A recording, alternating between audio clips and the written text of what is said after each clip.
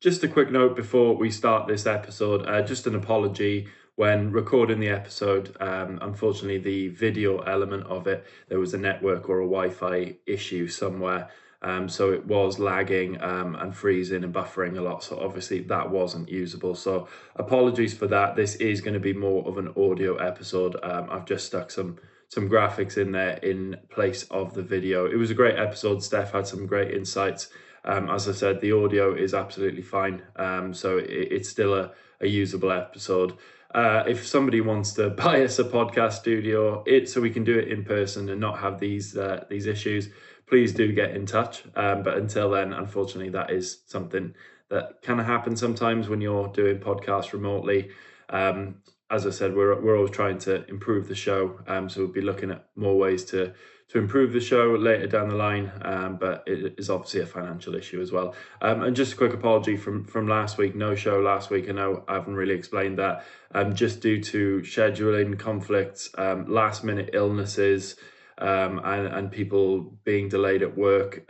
We just couldn't make it work. The only time we had was right before the Sunday, where, it's too late then to put it out. It's got no time to kind of breathe. So just made the decision, unfortunately, to can the show last week. So apologies for that. But we are back this week, and we will be back through to the end of the season. So thanks very much for watching. Welcome back to the Cover 2 Zone. Week 10 is in the books and week 11 is ahead of us. We're going to, as always, look back on the previous week and preview a couple of games coming up in week 11. Delighted to say Steph is back with us. He was with us in the preseason looking at some of the breakout players, and he's back in week 10 to review some of these games. How you doing, Steph? Not too bad. Always a pleasure to be on the podcast with you, as always, Alad. And I was thinking about some of the previews earlier in the season, and it's funny to see what went right, what went wrong. Obviously, JSN was probably the worst kept secret in the off season. We've been waiting for it to break out for so long, and I felt like I hit big on that. And then anyone who drafted Najee Harris off the back of what I said is probably feeling pretty crap. But it's an injury. It's not quite the same. And obviously I said Kyle Pitts would break out. And I mean, the Falcons just aren't doing what I wanted them to do. So that's the whole another problem. But we'll crack on with the first game that we're going to review. And coming into this week, this was probably the game of the week on paper for me. And it did turn out to be a cracker between two really good sides. The Buccaneers 23, the New England Patriots 28. As we said, two informed teams coming in, possibly the game of the week. Emeka Egbuka back for the Bucs as well. And it was as close as we kind of expected. The Pats come out and they're now 8-2 on the season. They've won 5 in a row. 5-0 on the road. And is this the kind of win, Steph, that makes people sit up and take notice of the Pats now and really take them seriously as not only a playoff team but a contender for a Super Bowl? I want to say yes, and I know I'm going to come across as just a bit of a hater because I do know probably one too many Pats fans in my day-to-day life that are making me feel a bit biased towards this. But not to dig up past weeks, but even, for example, them only beating the Falcons by a point, I don't consider my Falcons to be a particularly great team this year, and they're kind of skating by. The Bucs, for example, I think it does say a lot about, to beat them. Baker's having a great year generally, and, the defense did a good job. Like, all those things matter. But again, it's not exactly the Bucs at full strength, right? I mean, they've got no Bucky Irving. They've obviously got no Mike Evans. I'm trying to think Chris Godwin as well has been out. I mean, they're really pretty depleted. So it's just one of those things of, you've got to beat them. You've got your players in front of you. Great result for them, beating them in pretty convincing fashion. I think the scoreline flatters the Bucs because they got that touchdown right at the end of the game to kind of, make it feel closer, even though 30 seconds left, not much is going to change. But yeah, I'm not fully convinced. I think it's a bit premature. I think it's just a consequence of the fact that the Pats have one of the loudest, most passionate fan bases that have seen so much success in over so long, even just recently, right? It's a pretty quick rebuild from Tom Brady leaving to now. They're pretty blessed. So I think they're just, as usual, getting carried away with these things. Same thing that we saw with Mac Jones, christening things a bit too early. Fantastic year. He's doing amazingly. Not saying he's not, but I'm not holding them quite at the same level as some of these like top tier teams. I'm not viewing them as a Super Bowl contender. I'm seeing it as the years to come are looking bright. That's just me personally, though, especially after this win. We've got to see them do more against bigger, more successful teams. Yeah, and I forgot to mention as well. This was of course, the Tom Brady derby, and two big plays. It was a huge day for Travion Henderson, 147 yards, Yeah. 2 touchdowns off 14 carries, and then I think what struck me is I think of the Pats and particularly under this Drake May quarterbackship, to be quite methodical. They're not gonna burn you downfield with big. I mean, Stephon Diggs was a star once upon a time. Is he a star receiver now? He's playing very well, but probably not. He's probably not in that top bracket of receivers anymore. So that there's not the likes of T. Higgins and Jamar Chase on that offense. So they're gonna meticulously work the ball down the field, picking up 10, 15-yard completions and just getting first downs, right? But I think they showed in this game, particularly with the two big plays to Kyle Williams for a touchdown and then Mac Hollins as well, that Drake May is capable of making big plays. We knew he could throw deep. But now they're starting to show that kind of big play capability that, when you come up against really good defenses who are ready for that kind of methodical approach, that you can just give them something extra to think about, where you just have one play where you burn them over the top, and they've always got to be ready for that, and that's going to open up the middle again. So I'm with you in a way in that I think the Pats, I'm not ready to get quite on the Super Bowl contender bandwagon yet, but they did show me in this game, especially going on the road to play Tampa, who is a very good team at home as well. I know they are missing players, as you said, but they did show me something different this week to what they have been in previous weeks. Yeah, and I think for me, just two more points.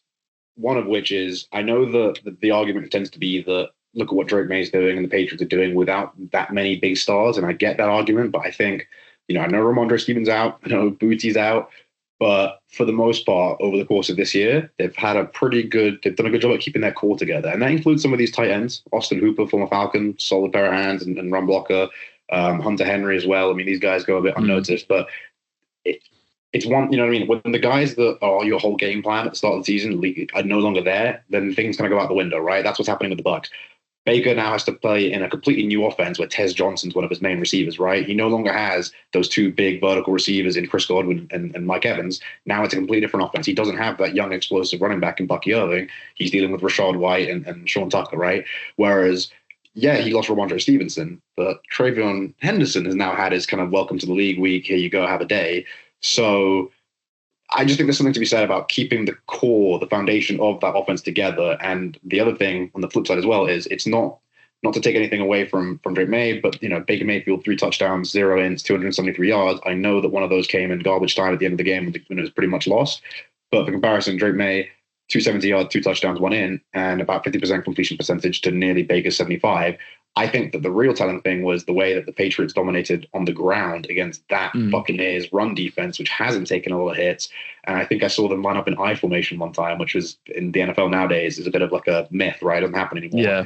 And they put that D tackle, I forgot his name, but they put a D tackle in at fullback, and he just took out the entire Buccaneers defensive line, and that was on one of Travion Henderson's long runs. And I just think that's more telling than what happened through the air. But obviously, it's a quarterback league. MVP is a quarterback award. They're getting all this buzz. And I get it. He's the young, puppeteer of the offense. He's going to get the attention. But top to bottom, offensive line included, I think they're just so much improved. I obviously think Vrabel's going to take a big credit for that, because it didn't look this way just a few years ago with Jared Mayo. I know things have changed, but it's a very, very quick rebuild.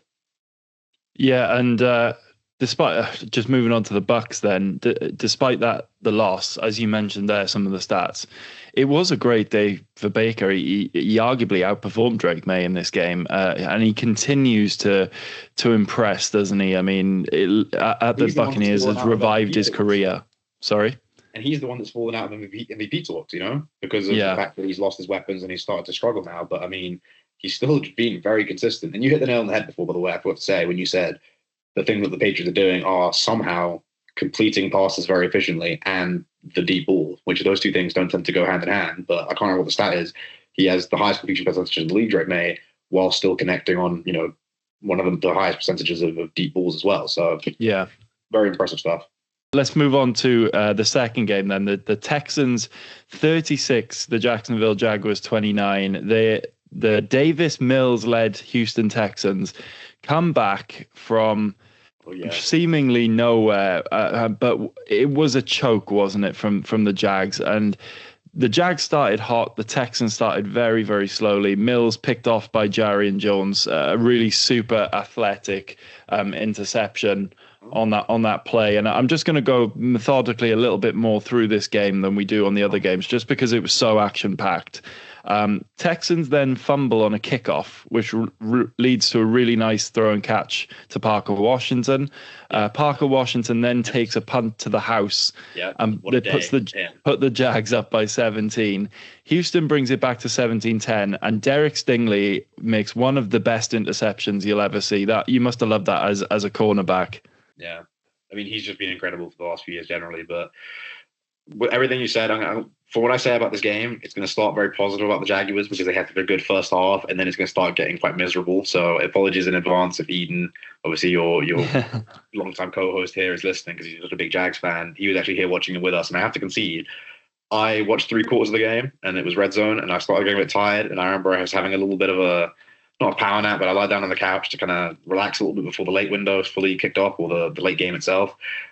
And I remember I just kicked up a second. I think I dozed off for a few minutes. And I was like, wait, you choked this game? Because I just thought it was all done and dusted. And Eden was like, yeah, we choked it. And obviously, as a Falcons fan, I feel like I'm well within my right to determine what isn't a choke. And this is a big choke. I mean, let's just, before we talk about the actual, the game itself, let's just go through play by play almost. ETN then scores in the third, and the Jags go up by 29-10. Then the Texans seem to gain the momentum in the fourth quarter. A touchdown from Davis Mills to Jaden Higgins, who had a great day as well, by the way. Nico Collins kind of was in and out of this game with a bit of an injury, still had a great day himself. They get a big sack on third down from Daniil Hunter, who ended the game with 3.5 sacks in this game. And then Mills hits Dalton Schultz in the end zone. And Davis Mills then orchestrates a drive from his own 7-yard line where the Texans then take a lead. I mean, it has to be said, there was the very harsh looking pass interference penalty on Jarian Jones, which puts the Texans in the red zone. I did think that was a harsh call, but the Jags defense in particular have only got themselves to blame. And I watched their game against the Raiders last week, or watched the highlights back anyway, and I was going to discuss this last week. I am not on board with this Jags team. That game last week against the Raiders was a really poor quality NFL football game. I think it's time for us to realize that Trevor Lawrence is a fine quarterback. He's a 6 out of 10 quarterback. He's had enough time in the league now. I don't think he's elite, and I don't think he's at this stage going to be capable of being elite. When you look at him play, you look at a lot of the yardage that the Jags get. Yes, there is the odd play where he makes a great throw down the field, but most of it, count how much yards after the catch his receivers have to get for the Jags to get the ball moving down the field. And I think he makes too many mistakes. He hangs in the pocket a lot. I'm not saying he's bad by any stretch. I think he's a good quarterback. He's fine. He's just not that elite level. And I'm not drinking the Kool-Aid of this Jags team. I know they started off pretty well, but I think from the eye test, I don't have them as a really good team. 100% agree. I mean, just to agree with what you said earlier as well about Trevor being fine. I rewatched this game ahead of this show today, kind of to refresh myself on how it went down, because like I said, really good first half. How did they collapse exactly? I wanted to analyze it a little bit. And one of the notes I have at Trevor is just literally just said Trevor was, and I'm not going to pretend like I'm some quarterback guru, super, analyst, but just as a fan, what I wrote was, Trevor was fine, some great throws, but not special. He does things that you see from special quarterbacks every now and again. I think that every QB in the NFL does that. I mean, like Zach Wilson Pro Day, right? Everyone has their Zach Wilson Pro Day in a game every now and again. Doesn't mean that you are what people's going to be, right? I mean, he just consistently, like you said, he's he is the reason why that team loses. I know he's not a big motivator, not to kind of hold his personality against them, but he's not exactly going to rally the troops in a way that someone like Baker Mayfield can, even when things are going wrong, right? He might be a gunslinger, he might make some mistakes, but he's going to have his team's back and they're going to have his. Trevor Lawrence is just not a motivator, not that big personality, so you're going to have to lead with your play. Well, when your play consists of throwing, interceptions in clutch time and stepping up into the pocket just directly into a sack when you're trying to, finish the game out, it's just not. Obviously, fans are going to be disappointed, especially with what they were billed after college, right? In high school, where he didn't lose a single game, and he came here and it's been nothing but since. But I do want to say some good things about the Jags, because again, I think ETN's had a resurgence under Liam Cohen. Yeah. That's worth. He's looking a lot better. I do think they've had good, and they've had a really weird situation from running backs in the last few years where Tank Bigsby looked good for a bit, he's gone. ETN's look good, then bad, now good again. But either way, ETN's looking good. Parker Washington, I don't know if it's just a one-off thing. I don't know. Jags fans might be able to tell me if he's been like this all year, but that's really helped in the absence of BTJ being the big scaredy cat that he's seeming to be this year, and Travis Hunter getting injured and nobody being able to play. Either side of the ball after all that hype, right? They had two players and now they have none. Not to hate, it's an injury, but just that's the danger of overplaying your young stars. So that's a bright spot. Parker Washington not just catching an amazing touchdown. I think the throw was fine. Again, good location. No one else is going to catch it there. But the toe tap, incredible. The return afterwards as well on the punt, incredible. I think Jacoby Myers was a good pickup, especially considering what we said about Travis Hunter and BTJ kind of being a bit AWOL for the offense. I think he's a good, safe, reliable pair of hands that I think a player like Trevor Lawrence does need, because right now he's, like you said, relying too much on these big shots. It's always, is BTJ downfield? In the past, it was, has Christian Kirk wiggled open? It's now it can be, here we go, 5 yards, 10 yards, Jacoby Myers just catching these little out and in routes, nothing that crazy. And I know he's a very good receiver, he can play vertical, but it's not needed. But I agree, he's not that fantastic. There was also the laser to Higgins on the seam route, which I think was a really nice pass from him. That was the one I was thinking of when I said that Trevor has those capabilities to make those throws, right, in a really tight window. But again, it's just what he does after it. He's just giving the ball away, being silly. Before we move on, I also just wanted to bring up some praise for the Texans, because obviously we're talking about like how the Jags threw it away. Woody Marks, welcome to the NFL. Not a name that I knew going into the season. Now I do know it. He's playing excellently. If you're a fantasy player, he might have saved your season potentially. And I said it pre-game. My friend Henry was cooking up a little parlay, a little bet, and he was saying, "What do we think about this game?" And I said, "You'd think that the Texans would lose it with CJ Stroud out, but I don't know what you think, Alan. I never thought that Davis Mills really truly lost his job. I can't remember who he got kicked to the curb for originally, but when Davis Mills came in for a little bit, played with his long ass neck and was balling out, to be honest, and then got benched for whoever it was they brought in, whether it was CJ or someone before him, I thought it was quite unfair, and I've kind of forgotten his name for a little bit, but I recommended he bet on the Texans, and I was feeling pretty silly for 3 quarters of that game. But then, did he not just look so calm and like he had something to prove? He threw that interception early on, but he didn't get rattled. The exact opposite, in my opinion, of what they've experienced CJ Stroud, whose confidence peaked in his rookie year. And it's almost like ever since he gave Caleb Williams that advice and got called out on social media, his confidence has just hit rock bottom, right? All those little podcasts and shenanigans with Michael Parsons on social media. He's not doing any of that anymore. And he just doesn't look like he plays with confidence out there. Whereas Davis Mills comes in, no one's expecting anything.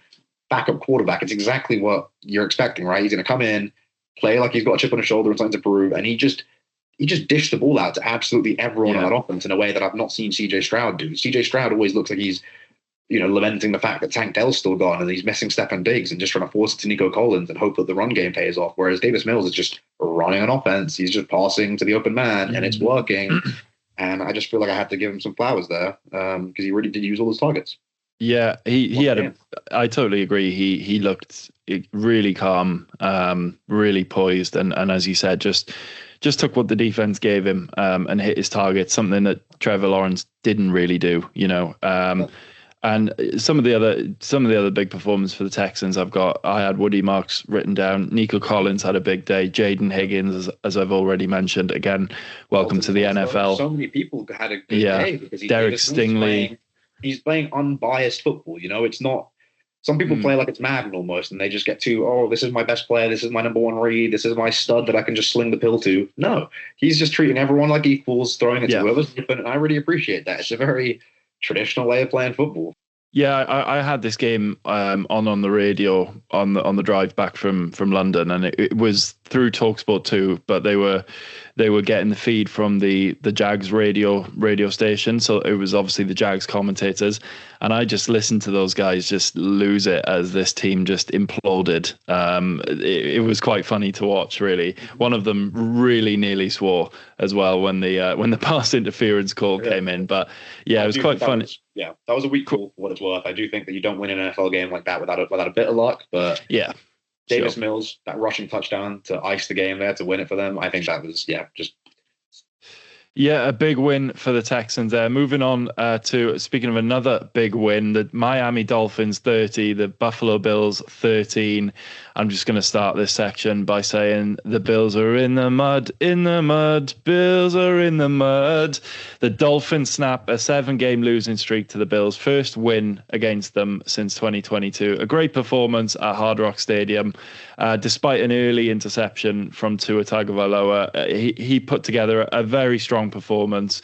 Doesn't light up the stat sheet, but just did enough, right? And the Dolphins, Devon Achane just had himself a day. 174 yards on 22 carries, 2 touchdowns, 51 receiving yards as well. And a really poor performance from the Bills defense, it has to be said. Missing tackles, they were absolutely dominated up front by what I still think is a very shaky Dolphins offensive line. This is not a great offensive line, and they absolutely bullied the Bills up front.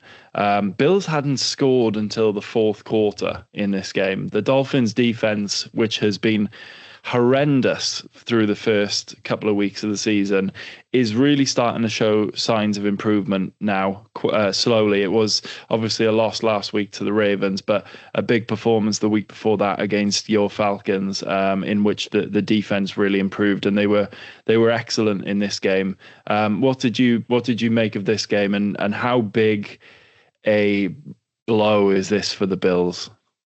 I think they've been dealt a few of these blows already this season. It's been a very weird year for them. I think that the Bills, not so much Bills fans, but NFL fans that talk about the Bills, I feel like because of where they sit in the ecosystem, they're not the most. You don't know that many Bills fans. They're not the most infuriating. Josh Allen tends to be quite liked. I think people tend to look at them quite positively. There's not Speak that many for yourself. egos.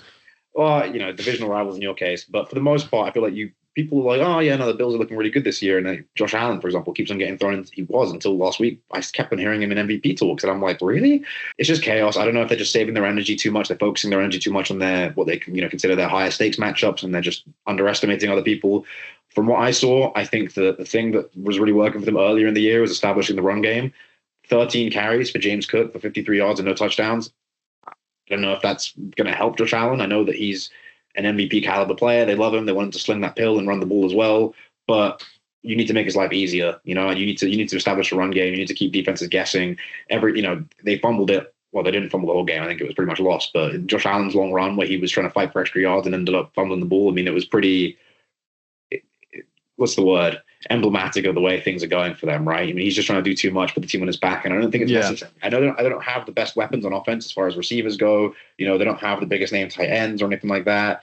But that's why you've got to lean on your strengths and you just use James Cook, use Josh Allen together, right? Some sort of option offense or just something to kind of make defenses keep guessing, because right now they're not really being caused any issues through the air. I mean, Josh Allen didn't have an impressive game passing the ball. 300 yards, nice, with 2 touchdowns, 1 in. It's just not what we expect from him. Meanwhile, they're not. Again, the Dolphins aren't winning the game here because Tua's out quarterbacking Josh Allen either, right? That's not. I just think the thing that's been working for McDaniels recently is he's realized my job is very much on the line here. I have nothing to lose. I am just going to play basically college style, is what I've seen from McDaniels. If you're a Dolphins fan, you can tell me if I'm wrong, but it feels like he's just boiled down the offense to its purest necessities, and he said, "What makes me Mike McDaniels? I like speed. I like, fancy offenses, lots of kind of intricate passing routes. I like to sling the ball deep every now and again to keep those offenses guessing so they can't, the defense guessing so they can't just commit to my run." And the product is 22 carries for 174 yards and 2 touchdowns for Devon Achane, right? Yeah. Tua, on the other hand, 173 yards, 2 touchdowns, 2 wins. Not a great day, but when your defense is doing enough to stifle the Bills, it's all you need. Yeah, and I think I agree. I mean, the big thing so far in these past few weeks of improvement for the Dolphins has been getting getting Jalen Waddle back into the game, really. Obviously, since losing Tyreek Hill, he's had to step up and become the number one receiver on that offense. And, after the Hill injury, there was a few weeks where Jalen Waddle was really not a factor in those games, even as the number one receiver. And Devon Achan's been, for me, easily the Dolphins' best player all season. When we were getting the breaks beat off us, he seemed to be the only one out there really trying and the only one giving it 100%. It has to be said, the offensive line has improved a lot. Tua's getting sacked less. They're opening more holes for the likes of Achan and Wright and Ollie Gordon. So there's been a big improvement there, and the defense is seemingly improved as well. We'll talk more about the Dolphins in the preview show as they head to Spain this week. But obviously this win is great for the Dolphins, and obviously it's great for Mike McDaniel in keeping his job. So I'd love to talk about how great this is for the Dolphins, but in the grand scheme of things, this is a more important result for the Bills in terms of their future, because they now drop to 6-3 and they drop 2 wins behind the Patriots now in the division. So, the Bills have been used to having this division their own way in the last few years. The Dolphins have been there or thereabouts, but the Bills have won it year on year on year. Now they're 2 wins behind the Patriots, and it's going into a game against the Bucs this weekend, which again is not an easy game. The Pats have the Jets on Thursday night. That feels like a must-win game for the Bills for me, because if they let the Patriots get 3 wins ahead of them, that's going to be tough, isn't it? Yeah, of course. I mean, I think with the way the playoffs are now, the format, there's always a chance you're going to sneak in one way or another, right, in the play-ins or something through the wild card, something like that. But Alex, I just think in that division, there's just such animosity between those teams. It's not the division you normally think about when you think about teams that hate each other, right? You're normally thinking about Ravens, Steelers, and I don't know, Cowboys, Eagles, stuff like that. But maybe it's because I know so many Patriots fans, but I just know that the Patriots are so happy about how quick this rebuild has been and the fact they're back on top of the Jets, the Bills, and the Dolphins again. I don't know, it's a real kind of sense of they're really proud of it, not just the fans, but the organization. And I think they're going to do anything they can. I think it's the kind of thing where, I don't know the schedule, but if there's any kind of, we can strategically lose our last game of the season and stop the Bills from getting into the playoffs, that kind of situation, I wouldn't be surprised if we saw it, just because it is that much blood is thicker than water kind of thing.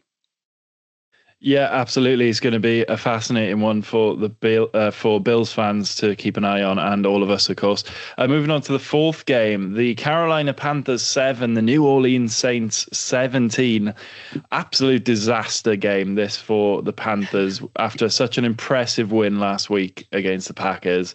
And I wanted to talk about this game, not only talking about how impactful it could be for the Panthers, but I feel there's not been much positive chat about the Saints this season. They've been losing all but one of their games before this week, and we've not really talked about them because they've never really been in games, to be honest with you. But so I wanted to give them credit where credit's due here and give them their flowers when they've gone into a week and they've played a tough opponent. Tyler Shuck starting his 2nd game under center for the Saints and gets his first ever win as a starter.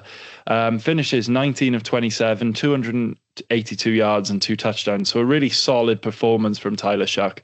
And it was nothing flashy from the Saints, but they played good defensive football and let their offense go to work, and their offense did a decent job. And they shut down the likes of Rico Dowdle, only 2.9 yards a carry. He's been denting defenses this season, hasn't he? Particularly near the goal line. So a really good job from the Saints to just play a solid game and come away with a nice win on the road.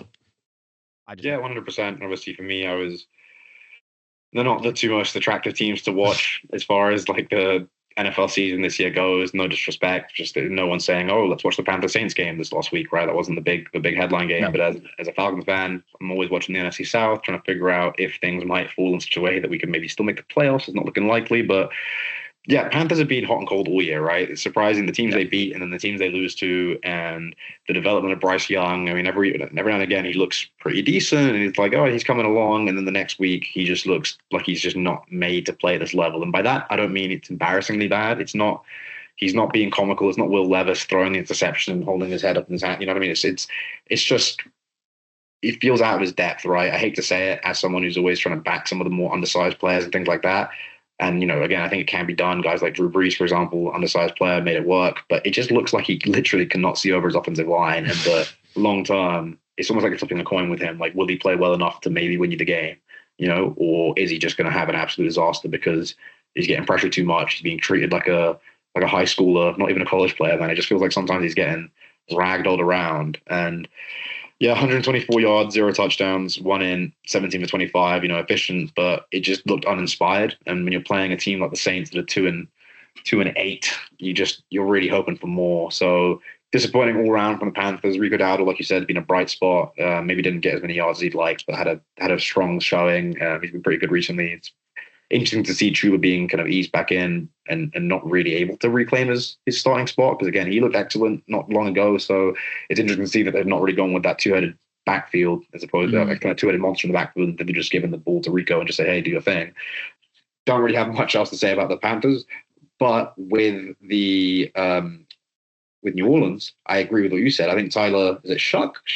Yeah, we're going with Shuck. I think that's what the commentators have been saying. Yeah. All right. Well, Tyler Shuck, kind of similar like what I said with Davis Mills, he looks very comfortable. Again, I'm not a quarterback guy. I play defense, but just from what I see visually, it looks like he navigated the pocket pretty well. I think early in the game, there's a few throws where he stepped up, stepped back, just avoided the sack without taking his eyes away from his receivers downfield, which is really refreshing because I think as we go on in time, teams are looking for more and more mobile quarterbacks. And it doesn't even always mean like a rushing quarterback, someone who's looking to scramble. Just so many people at the first sign of pressure want to roll out an extended play. I'm all for that. I think that's a very optimal way of playing quarterback when it's refined and it's efficient, right? Like Mahomes or Aaron Rodgers or whatever. But yeah, Shock looking real mature in the pocket. Again, traditional kind of pocket passer, doing work. I didn't think that Spencer Rattler played particularly badly when he was out there. I just think he was a bit maybe immature in his decision making sometimes, whereas I think Shock looks like the other side of that coin, a little bit more headstrong, like he's trying to make the right decisions. Jawan Johnson had a huge day. Obviously, we expect that as a tight end, maybe one of the best friends of a rookie quarterback, especially one that wants to navigate the pocket like Tyler Shock's doing and just make the right plays. And on the downside for New Orleans, and again, it might just be age, and I'm not saying he had a bad day by any means. It was completely fine, but I don't know what you think. I feel like Alvin Kamara is starting to come to his end of days. I don't know what it is. Again, it wasn't like he took too much work off him, but seeing Devin Neal come into the game and start taking some carries and passing reps off him, and I don't know what it is. I just feel like they used to rely on him so much. He could be a guy like Devon Achane that could carry their offense to a win when things were looking bleak and they didn't have much quarterback play going on. Whereas now it's just like he's just a good running back.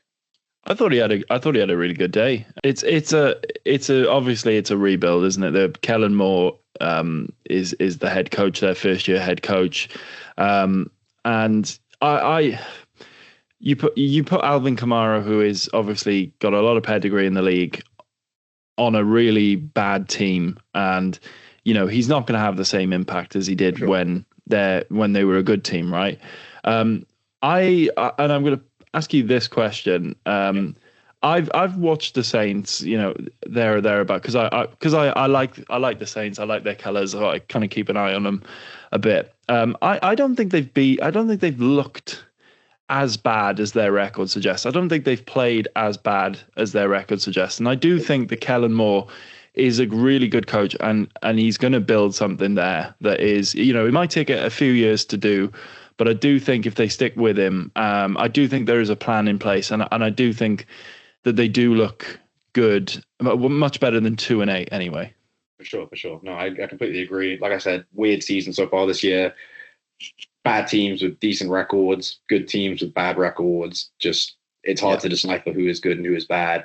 I think the Saints are bad, but I think I'm not saying they're a good team, but no, I know what you mean. Like the fact that I know they won the game, so you'd expect it, but like.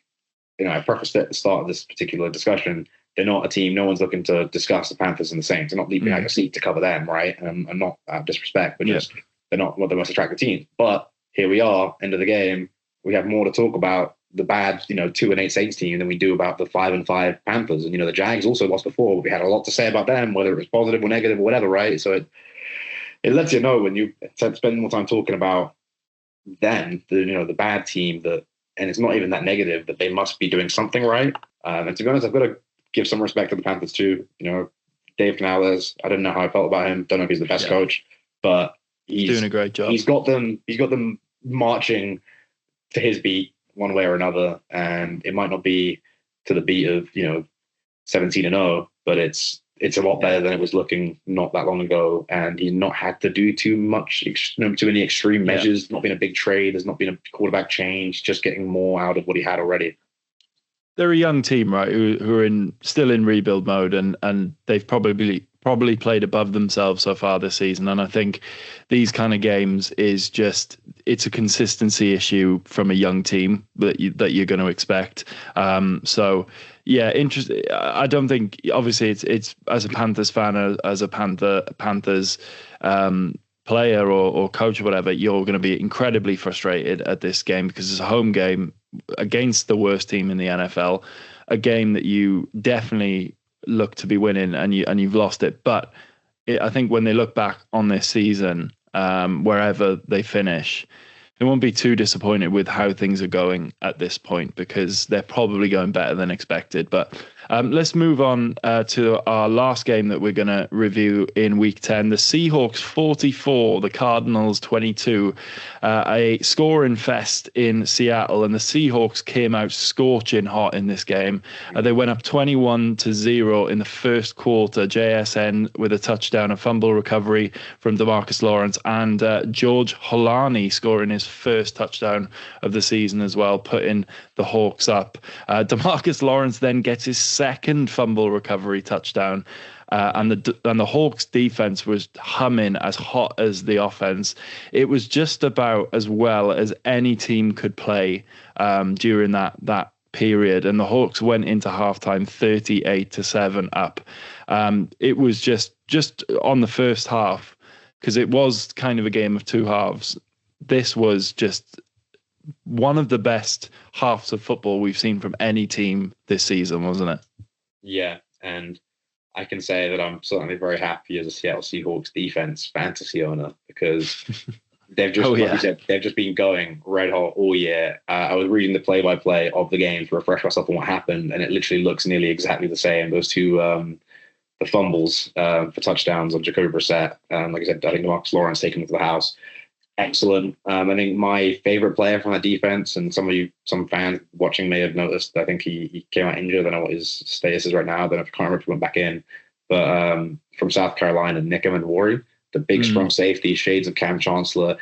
He's been the one that's really kind of changed that defense, because they had the good, big, strong corners as well in Tariq Woolen, for example. Yeah. And obviously Witherspoon's really good as well.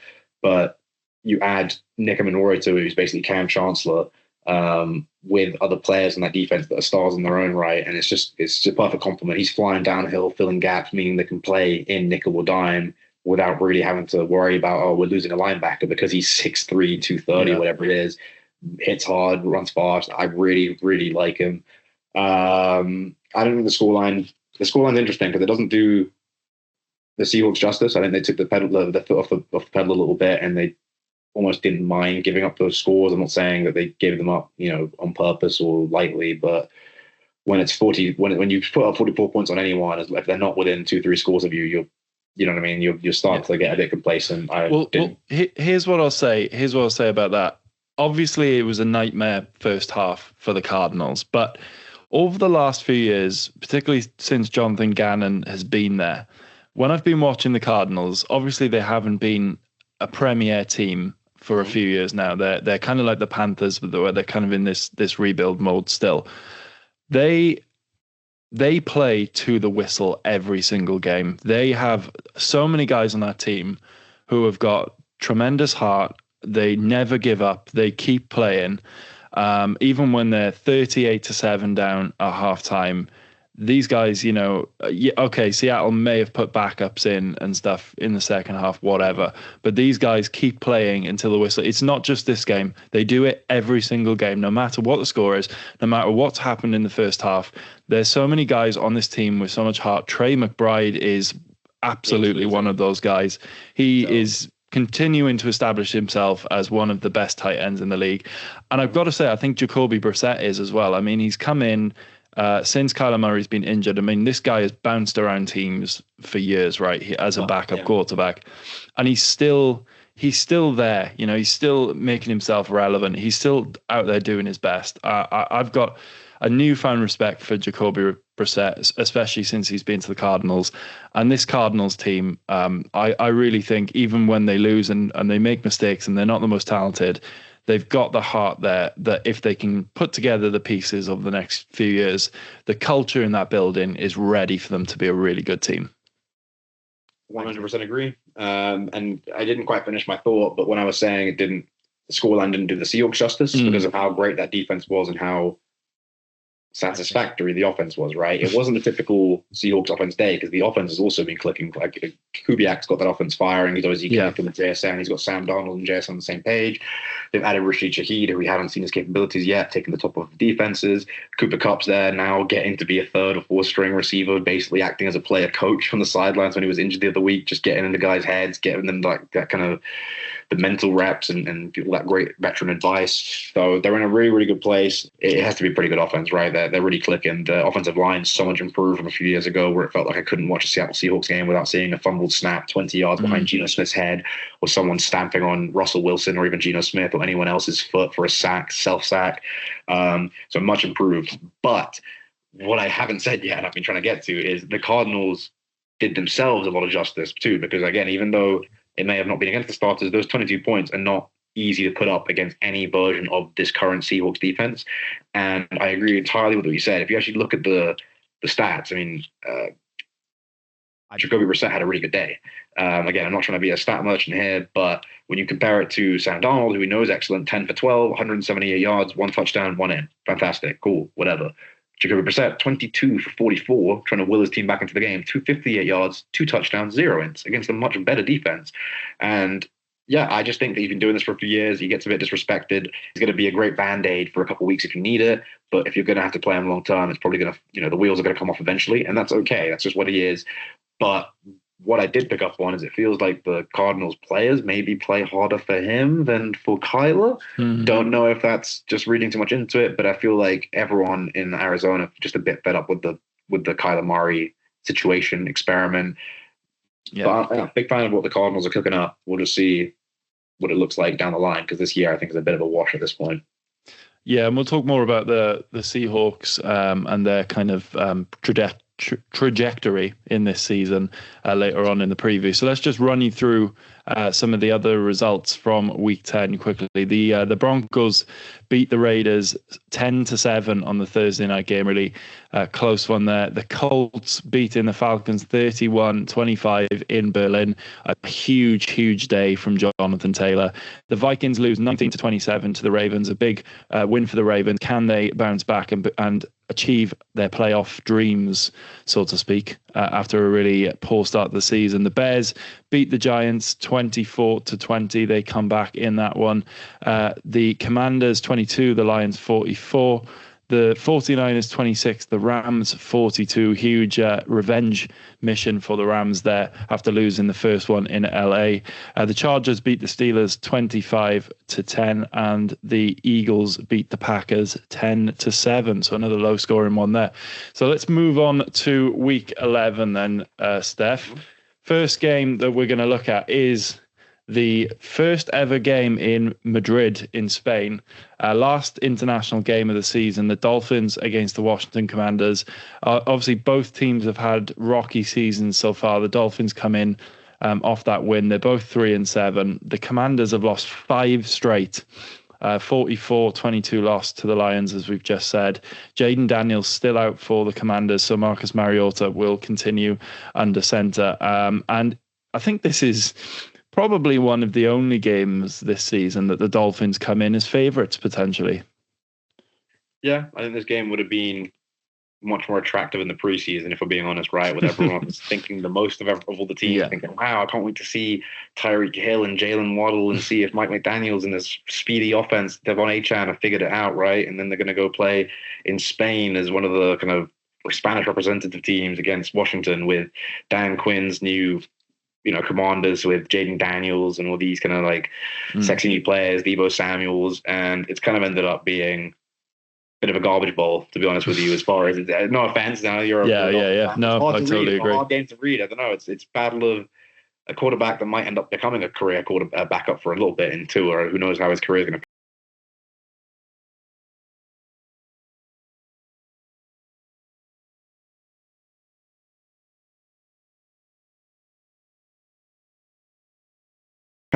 You're going to see a bit of in between in Spain in the Bernabeu, which I think more than anything will be nice for the Spanish fans to go watch some NFL football. But I really can't tell you which way this game's going to go. Yeah, I mean, I've got written down here the Commanders. They've really struggled to recreate that form of last season. And that, yes, Jaden Daniels has missed significant time this season, which is obviously going to affect things. But if you look at the defense, right, they're third most yards per game given up, fourth most points per game given up, second most passing yards against, and they've only got 6 takeaways.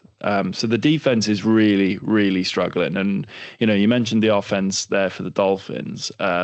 This is potentially a good game for Tua to pass the ball well. He's been up and down with his passing game, usually quite accurate, but he throws a lot of interceptions. And, there's the other, the deep ball issue. Can he throw deep? This is potentially a game for them to really flex their muscles on a defense that's really struggling. As I mentioned earlier, getting Waddle and Achane involved in the game, I think, will be key for the Dolphins. And if the defense then for the Dolphins can continue with their improved play against a Commanders offense, which is okay, but it's being led by Marcus Mariota, who again is okay, but he's nothing special. This could be a really good game for the Dolphins. But I do agree with you. You can't quite trust what this team's going to come out with. And it could be one of those games where they are a bit of a shrinking violet, and the Commanders take advantage of that. Yeah. Also something to note as well, just kind of took notice online, battle of the legendary Hawaiian quarterbacks, especially at the college level at least. Yeah, of course. Hadn't really processed that, but I think it'll be a fun game. I think it's a chance for both coaches to kind of get a little bit deeper into their playbook and have some fun foreign country international game. Definitely a great one to watch in Spain. Obviously, if you're in the States, that'll be another early one. Moving on to the second game, the Vikings against the Bears. This is a huge NFC North clash. This division is all to play for, isn't it? The Vikes coming off the back of a loss to the Ravens, the Bears with a comeback win against the Giants, and I'm expecting this game to be really hotly contested because there is so much on the line with this division. Minnesota really needs to stay with the pack. They're bottom at the moment, 4-5. The Bears sit in joint first place on 6-3. And the Vikings have been up and down, haven't they? Obviously, they've gone through different quarterbacks. Carson Wentz was in for a bit. Now JJ McCarthy is back. The Bears, on the other hand, to me, feel like they're starting to warm up under this Ben Johnson offense, and Ben Johnson's starting to get his coaching methods across on that offense, and getting some consistent play out of their defense, or more consistent play from their defense. Their defense is turning the ball over a lot anyway, at least. So I think this is a huge game in the NFC North, isn't it? Yeah, I don't know if that was a pun before when you said they had to stay with the pack, but yeah. It was. I don't know how I feel about JJ McCarthy. He's making some gutsy throws. He's looking passionate. He's looking like all the things that a team wants to see from their young rookie quarterback. It's just not been clicking with the people that matter, namely Justin Jefferson, who's not looked as happy with McCarthy at the helm as he did with basically any other quarterback that's ever thrown him the ball. It seems like he can make it work with everyone else, But so far, it's not really been working with JJ. And I think down the line, that's going to be the thing that really determines whether this offense is successful or not against good teams. On the flip side, I think that, like you said, I think the Bears are much more ready now, and the Vikings are a process. We'll see how they do in the years to come. I think the coaching's good. The Bears were struggling at the start of the year. I think there was a little bit of dissonance between Caleb Williams and Ben Johnson, but I think now they've kind of managed to reach a good place. I'm starting to see some of the improvisation that Caleb Williams was famous for in college coming out in this playbook without it being improvisation. I don't know if it's just the way they're dialing up the plays, but it was good to see him rushing a couple touchdowns in, long runs as well, off the misdirection, off the play action, off of all these kind of like fun play designs that Ben Johnson's so famous for that he was running with the Lions. So I'm seeing a win from the Bears here, unless the Vikings defense has a really big day. But again, I know they can do that. That's kind of what they're famous for. But yeah, just really enjoying watching that Bears offense come to life a little bit more. Yeah, and I agree with you. I think the jury is still out for me on JJ McCarthy, but we have seen flashes of how well he can play, as well as the other big playmakers on the team. And yeah, Justin Jefferson hasn't perhaps had such a dynamic season so far as we're used to, but I think McCarthy has found Jordan Addison a lot, who's a big part of this offense. He's also Jalen Naylor seems to have an elevated role since McCarthy's started as well, and getting Aaron Jones back is huge. I think he's a very underrated running back, actually, behind a pretty good offensive line, and this defense is capable of just ruining an offense's day with the amount of pressure that Brian Flores brings. So yeah, consistency is what Minnesota are after, but I am looking forward to seeing this Bears team for the rest of the season, and as you said, some of those creative plays that Ben Johnson comes up with. I think with Caleb Williams, he's got a quarterback who is more capable of executing those creative plays than he had in Jared Goff. Obviously, Jared Goff is an excellent quarterback, but he is a traditional pocket passer who is gonna play the quarterback position in more of a traditional sense than perhaps Caleb Williams. So I think it has taken that time just to figure that, to get used to each other and to figure out what's going to work and what's not. But it's exciting, I think, for Bears fans. Oh, 100%. I mean, again, there's just weapons that seem to crop up, not out of nowhere, because we've had our, people that have been keeping up with them should be aware of these names. But like Colston Loveland seems to have come along a little bit more as the season's gone on. Yeah. Obviously, he was perennially going to be compared to Tyler Warren from now on, who's had a much more visually appealing season as far as stat lines and performances go. But Colston Loveland's been good. Obviously, that Bears offensive line's much improved. DeAndre Swift went down a few weeks ago, and we got to see the rise of Kyle Monangai, Scarlet Knights, Rock Scarlet Knights legend. And I think he looks excellent. Obviously, again, I'm biased. I have him on fantasy, but I just think that he's stepped up, and now that's presented a really interesting situation, because I feel like Ben Johnson's always had it out for Swift a little bit. He had him on the Lions for a little bit. I don't feel like he was his biggest fan. As soon as he got to the Bears, obviously he's given him a lot of carries, given him a lot of chances, but I know that a lot of Bears fans aren't the biggest fan of Swift. So now he's got the chance to kind of, share that workload a little bit more, see how Monangai works. He's a bit more of the direct bruiser back, inside run kind of guy. Let Swift do that speedster who gets the more creative carries. I will say, just because I know otherwise my Lions fan housemate's going to argue with me otherwise if I don't bring it up.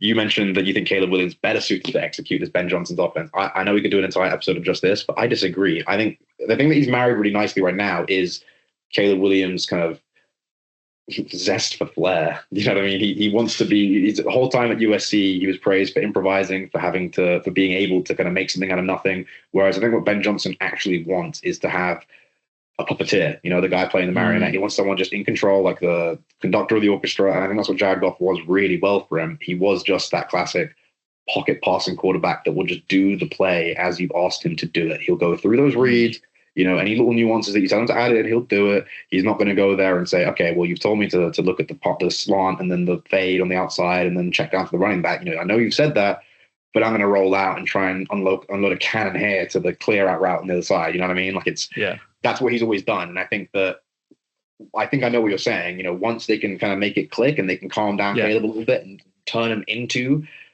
the guy that's just doing the play, it will be even better, because then he can take it a step further. Like, I think that's pretty much what people are always wanting out of a Patrick Mahomes-like player, right? It's a guy that can just do the play, But if needed, Yeah. and when they identify when that's needed, ideally at the correct moment, that's when they're going to take off and make something out of nothing. Because again, in playoff football, there's always going to be a time where everyone's covered. There's pressure. Things aren't going the way you want them to, because that's just how playoff football is. You're going to face adversity as the best teams in the league. I mean, yeah. We'll move on to probably the game or at least jointly most looking forward to this week. The LA Rams against the Seattle Seahawks. Both teams are 7-2. Both teams come into this one riding 4-game winning streaks. Joint top of the NFC West. Something's got to give in this one. The Seahawks are 4-0 on the road. The Rams are 3-1 at home. This is a huge game with this division in the balance. These two are absolutely neck and neck. And we spoke about the Seahawks earlier. And I'll ask you this. Similar question to what I asked you about the Patriots. Does that win, or maybe not that win in particular, but that 4-game winning streak, 7-2 in this really tough NFC West, are they one of the teams that people should be sitting up and taking notice of now and looking at as a potential contender, or somebody who's going to have a deep playoff run at the least? Yeah, I think both teams in this matchup need to be considered for potentially deep playoff runs. I don't think many teams have looked as consistently good as the Rams, the Seahawks, in terms of top to bottom. Offense is good, defense is good, coaching seems to be pretty good. No drama either has been another kind of important thing to note. Yeah, I'm very. I think I'd agree. This is probably the most exciting matchup of the week. I think I probably have the Rams edging it out, mainly because it feels like in the past, watching the NFL, you pick up on some patterns, and it feels like the Rams are just the Seahawks bogey team. No matter how good the Seahawks are, it just feels like the Rams always end up finding a way to beat them and to ruin their day. And I think that obviously with Sean McVay's pedigree, already a Super Bowl winner, I feel like I have to give him the nod. He obviously, they're at home as well. Not that LA is the biggest bastion for Los Angeles fans. They're famous for being fair weather, but they just find ways to get it done. And I definitely think they're the more popular LA team right now. So hopefully they'll come down and watch it. And in this game, I think it's fascinating matchup. The way I look at it is obviously, especially after that game last week with the Seahawks, who exploded out of the gate, I think the Seahawks have that kind of explosion potential, if you like. But the Rams seem a more steady and consistent team on both sides of the ball. Matthew Stafford is continuing to put himself in the MVP conversation. He leads the league with 25 passes, just 2 interceptions. So just the hallmark of consistency this season. This is a game, the veteran against, I've put it as the sophomore, because I don't think Darnold is certainly not, the rookie or the freshman. He's kind of in that sophomore phase of his career at the moment, and he's doing a great job. Do you think that the Seahawks are the team that, if they explode out of the gate like they did last week, which is obviously going to be more difficult against a better team, that they have more of that explosive potential, and that the Rams are less capable of that, but are going to be more steady and more methodical? Yeah, I think it's kind of it's exemplified by the weapons, right? The Seattle Seahawks have JSN. They've just added Rashid Shaheed. Cooper Kupp's not the most explosive threat at this stage of his career, but just with those kind of players, with how dynamic their backfield is as well, being able to rotate between Kenneth Walker and Charbonnet, as we know they love to do, and now they've obviously got Kalani, whoever it is as well, managed to get a touchdown. So I mean, they're much more dynamic, much more explosive. Meanwhile, and again, I'm not saying that Puka and Devontae can't get it and go downfield. Puka, I feel like, can just grab the ball any kind of number of intermediate routes, any different ways. Devontae Adams getting older again, more of a route runner, short area yardage.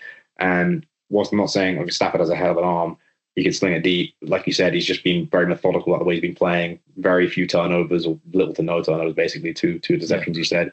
I think that Sam Darnold specifically as well could be the reason for the season's success or collapse, right? If things start to crumble for him, I'd like they've done in the past, and he gets to a certain game and starts seeing ghosts, not to dig that up again, but it is very possible. Again, even with the Vikings the other year, when he was looking really good for them, there were a few games where you're like, okay, that's the difference between someone like Sam Darnold, who's looking excellent and can really carry a team for most of the season, and a guy like Matt Stafford who's been doing this for his whole career. You know what I mean? That is the real difference. And again, that's kind of why I'm leaning towards the Rams, partially because of history. I just feel like they tend to beat the Seahawks generally. But again, Super Bowl winning head coach, Super Bowl winning quarterback, just veteran experienced receivers as well.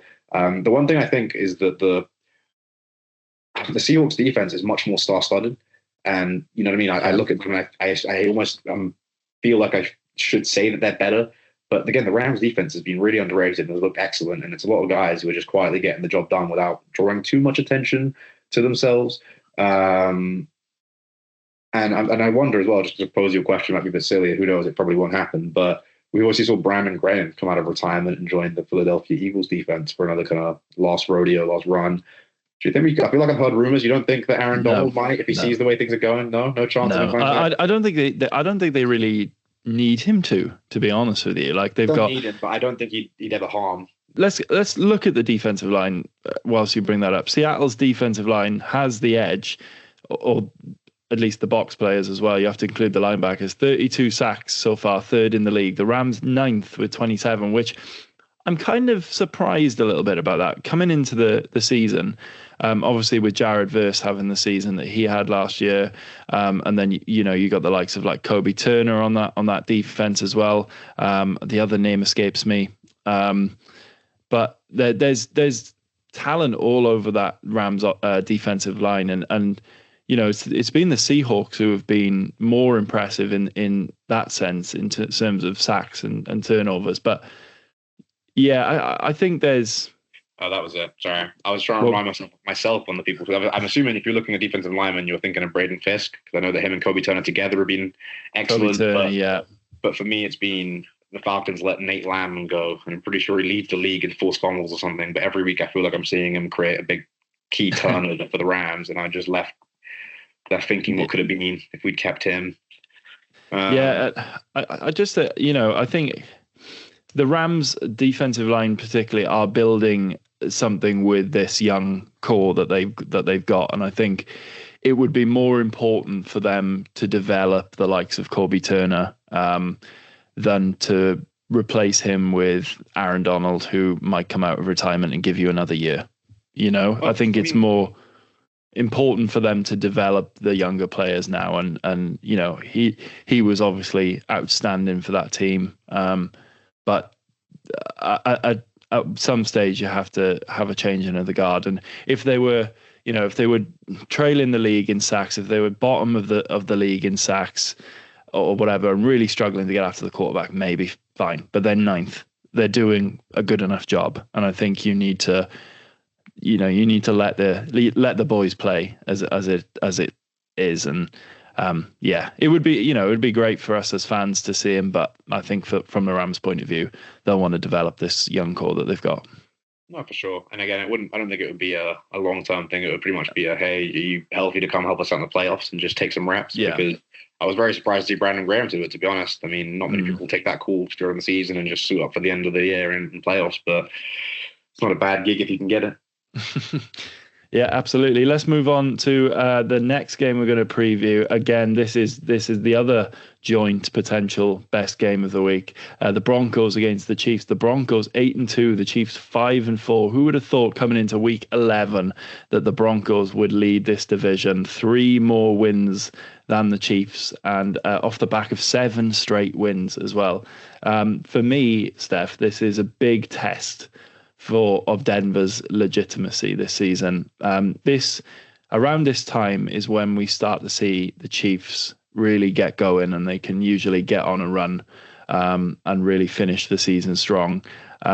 So for me, this is right around the time where if Denver comes away with a win, they go 4 wins clear of KC, and they almost put one hand on the division title for me if they win this game. And they say to everyone, we are legit and we are a genuine contender this season. You'd like to think so. But again, I don't know what it is. I just feel like I've been watching the Broncos a lot this year. I'm, again, biased. I've got Bo Nix on my fantasy team, so I've been kind of watching with bated breath, looking for him to do something. I don't know. I just feel like we saw such a good first year out of him, right? I mean, it wasn't perfect by any means. It was a little bit slapdash at times, but It looked really good. It looked analogous to Jaden Daniels in many ways in terms of his rushing ability, and he was getting it done through the air. If you look at the stats, I think from that rookie class, he actually has the most touchdowns accounted for. So in many ways, he is doing just excellently. But every time I watch the game, it feels like it's a struggle to get to the end result. Again, some bad teams costing them more issues than maybe they should.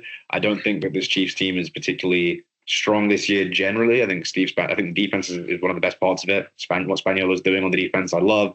The offense, they've looked very different since Rashee Rice got back. I think that's going to help things click into place.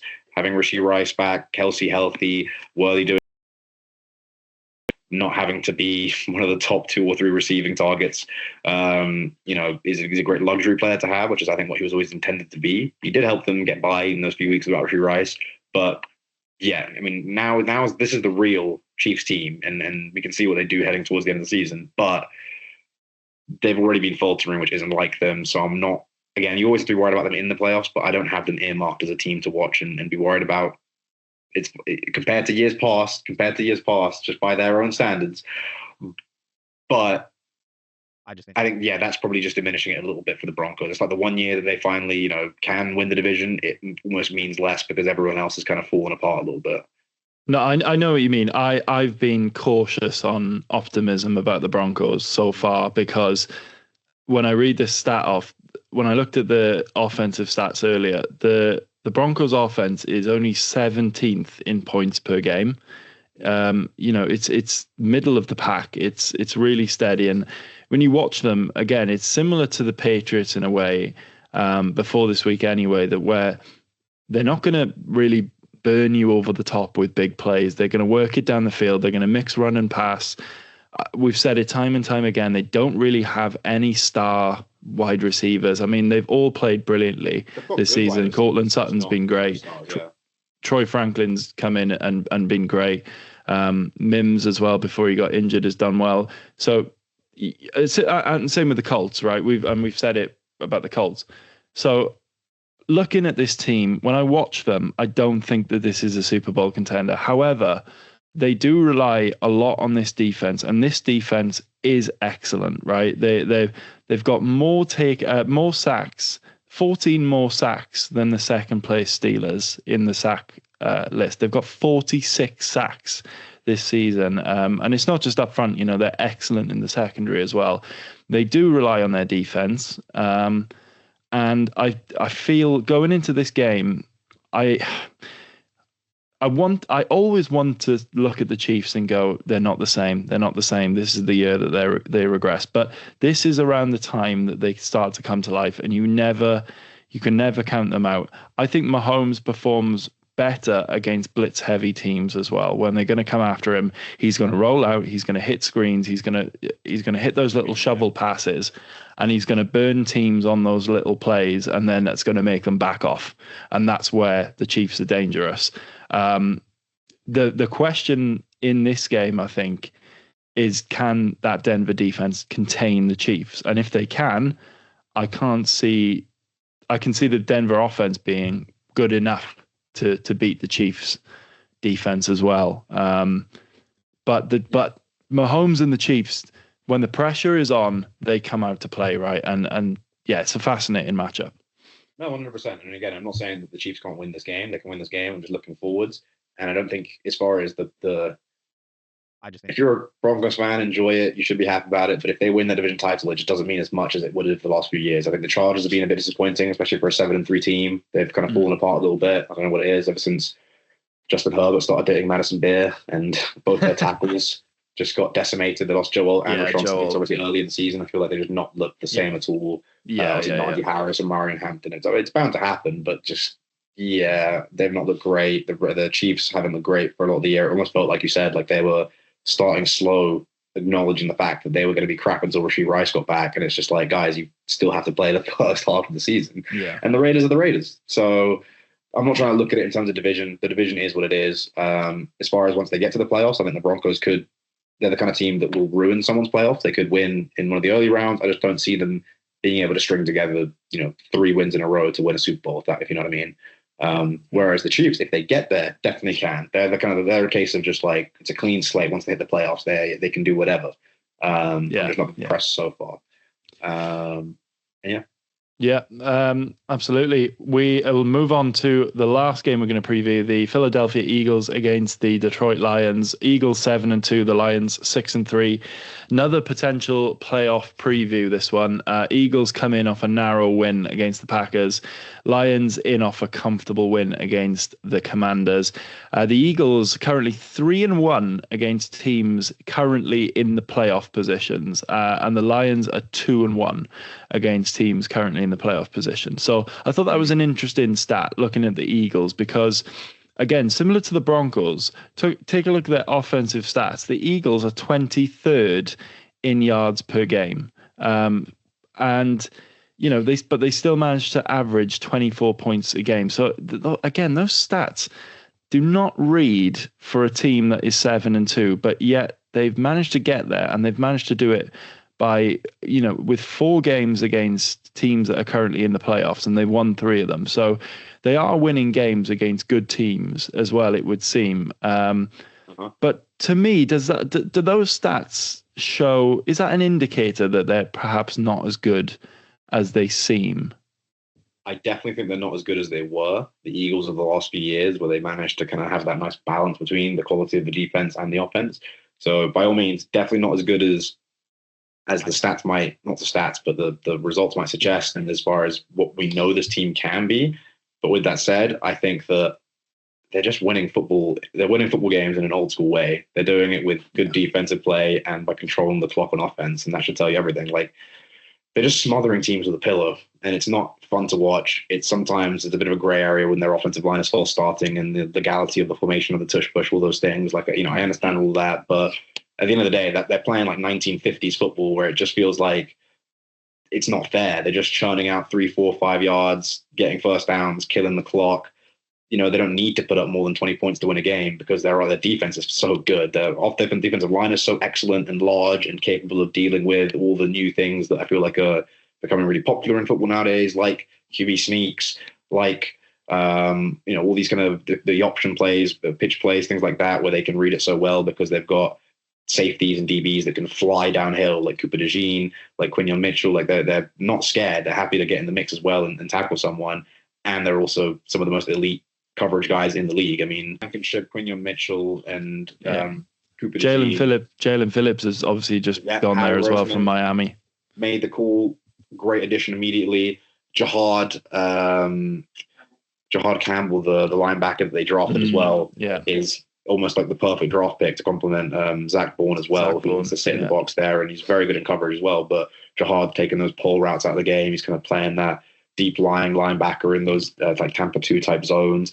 He's also just flying around all over the place, contributing to a defense that I feel like they have no weaknesses. I mean, again, Brandon Graham's come back to outbolster that defensive line. They've got Jordan Davis. I mean, but they've got Jalen Carter, and I'm a big Jordan Davis fan as well because, like I was touching on earlier, when teams they're built to beat teams like the Chiefs, who they know they can play in the playoffs, right? And if they do, they try and, I don't know, anything between the tackles there, anything tricky, the shovel plays to Travis Kelce, QB sneak, Mahomes using that big old body to barrel for a couple yards on the kind of plays that he's been doing more nowadays when he's not been able to get anything going through the air. They're built to stop all that crap. Now, the question is, are they built to stop the Lions? Because I think the Lions I'm a bit biased. Again, I live with a Lions fan. I think they're the most exciting offense in the league and one of the most loaded as far as pure talent goes. I mean, you'd list them out. Jared Goff, good quarterback, very competent pair of hands, good at executing the play he's been given. 2 great running backs in David Montgomery and Jahmyr Gibbs. Obviously, Sonic and Knuckles providing 2 very different things. Amon-Ra St. Brown, one of the best receivers in the league, who can also be one of your best slot receivers in the league. Like, he doesn't have to be. He can be an outside guy. He's proven it. But if you need him to run something in the slot, you can stick him there. Jameson Williams just taking the tops off of defenses. A bunch of guys playing their roles. It's basically defense versus offense, that game. Eagles defense versus the Lions offense. And I think that I'd feel worse about it for the Lions if we didn't get Dan Campbell putting on his little reading glasses and calling the plays himself last Sunday, because I think he's shown that he's not just a guy, a head coach that's going to delegate responsibility, but that he got the job because he's also a great football mind and can call these plays himself. And obviously he wasn't happy with the way that I think it's John Morton was calling the plays. In the past, I know that I've been hearing from my housemate, for example, that he's been talking about getting Jameson Williams involved all season long, and it hadn't really been happening that much. First game he's in there as a coordinator calling the plays himself. It happened. Jahmyr Gibbs, 3 touchdowns, huge day. I just find them, you know what I mean? Football's an inherently offensively biased game. And for as much as the Eagles try and blur the lines and get an upper hand and, all these exploiting all these gray areas of the rules and how they get lined up, obviously that's more an offense. But I just think that it's hard to stop an excellent offense, especially one as dynamic as the Lions, who can beat you on the ground with hard running, sling it through the air, or they can just use speed, kind of like we were talking about earlier with the Dolphins. Just, let Gibbs just go and torch someone for 70 yards. Yeah, and just to finish off then, this is a big game for the Lions, not only against a fellow contender, but as we talked about earlier, in their own division, it's so close in that division. Now, nobody can afford to kind of give any ground to the others. And obviously, the Bears playing the Vikings, unless the unlikely event of a tie, one of them is going to win that game. So it's a big game for them as well, within keeping pace on winning that division, isn't it? That's the first and foremost thing that they're going to be worried about is can we win this division, because it's so tough to win that NFC North. Yeah, I mean, I definitely think it's going to be on their mind, especially given the teams that they've lost to so far this year. I mean, again, watching the Lions, it's been disappointing to see who they've lost to, because obviously at the start of the year there was that bad loss to the Green Bay Packers. They also lost to the Vikings a few weeks ago, which was a bit more unexpected because we thought they'd got their groove back by then. But I think they're in a better place now. I think, obviously, again, the big thing has been the offense not fully clicking. Again, shades of what they've been doing the last few years with Ben Johnson. It hadn't looked like it had collapsed the way everyone might have expected after game 1 against Green Bay, where they just really couldn't get anything going. But it's just been kind of faltering every now and again, which is not what you want to see. And I think that, again, not to talk about it too much, but the importance of Dan Campbell saying, all right, I am going to do this myself now. And the results were what we saw last Sunday. That's huge. And as far as this matchup goes, I don't think they're going to be taking this as far as, they're not going to be thinking this as we need to win this for the division. They should, but just seeing the way Campbell seems to coach his team, it's going to be, we're taking this game by game. This is who we're playing. It's going to be a tough game, regardless of what our divisional situation is. And I think that their offense is excellent. Their defense is very good. On the other hand, the Eagles' defense is excellent. Their offense is not very good right now, right? Again, they're beating teams in submission. Yeah. They're chilling clock, but I just think Dan Campbell's too good of a coach to be beaten by that with the team that he has, with the players and offense and defense that he has. I'd like to think that he'd find a way to win that game, especially without the pressure of it. It's not a divisional matchup. Like, that seems to be their boogeyman this year, is how good their division is, and the fact that they seem to be losing games to the most important teams in terms of who they need to beat. But I don't know. I think that the Eagles have been cruising for a bruising for too long, and it's about time that someone's going to kind of knock them off their pedestal. Yeah, absolutely. Going to be a fascinating matchup. So let's just run you through the rest of the games before we get out of here. So on Thursday Night Football, the New England Patriots host the New York Jets. The New York Giants host the Green Bay Packers. The Tennessee Titans host the Houston Texans. The Falcons host the Panthers. The Jags host the Chargers. The Bills host the Buccaneers. That's going to be a big game there. It's the Steelers against the Bengals. Fascinating rematch in that one. The Cardinals against the 49ers. The Browns face off against the Ravens. And then on Monday Night Football, the Raiders host the Cowboys. Steph, thank you very much for joining us this week. Everyone out there, enjoy the games. As always, enjoy the weekend, and we will see you again in the next one.